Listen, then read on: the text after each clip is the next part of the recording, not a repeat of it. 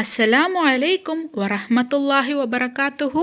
Welcome to Tamil Islamic Hidaya. பூமியில் உள்ள நாட்கள்ல சிறந்த நாட்கள்ல தான் இப்போ நாம இருக்கோம். துல்ஹஜ் மாதத்தோட கடைசி 3 நாட்கள் தான் இனி நம்ம கிட்ட இருக்கு. இந்த 3 நாள்ல இன்னைக்கு இரவு தான் லைலத்து தர்வியா. துல்ஹஜ் மாதத்தோட 10 நாட்களும் ரொம்பவே சிறப்பான நாட்கள் தான். ஆனா முதல் 7 நாட்களை விட 8வது நாள் ரொம்பவும் சிறப்பானது. அதே மாதிரி 8வது நாளை விட 9வது நாள் அதாவது அரஃபா ரொம்ப சிறப்பானது.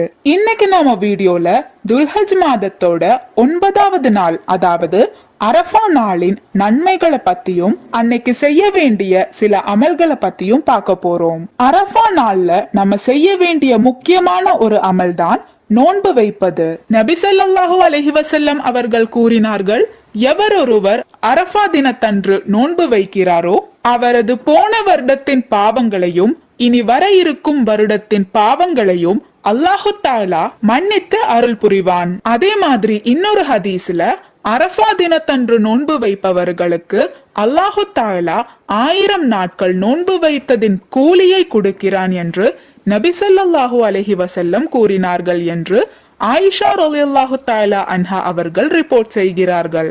அதே போல அரஃபா நாளன்று நாம் செய்ய வேண்டிய இன்னொரு முக்கியமான அமல்தான் தஸ்பீஹ், தஹ்லீல், தக்பீர் மற்றும் தஹமீத அதிகப்படுத்துறது.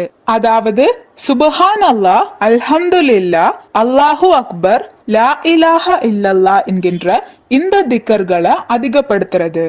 அதே போல அல்லாஹு அக்பர், அல்லாஹு அக்பர், லா இலாஹா இல்லல்லாஹு, அல்லாஹு அக்பர், அல்லாஹு அக்பர் வலில்லாஹில் ஹம்து இந்த தக்பீரை நாளையிலிருந்து துல்ஹஜ் 13 வரைக்கும் உங்களால எவ்வளவு முடியுமோ அவ்வளோ அதிகப்படுத்துங்க. துல்ஹஜ் மாதம் சிறந்த நாள்ன்றதுனால துஆக்களை அதிகப்படுத்துங்க. நீங்க துஆ செய்யும் போது இம்மைக்காகவும் மறுமைக்காகவும் சேர்த்து துஆ பண்ணுங்க. அரஃபா நாள் அன்று தனது அடிமைகளை அல்லாஹு தஆலா நரகத்திலிருந்து விடுவிப்பதை போல் மற்ற எந்த நாளிலும் விடுவித்ததில்லை.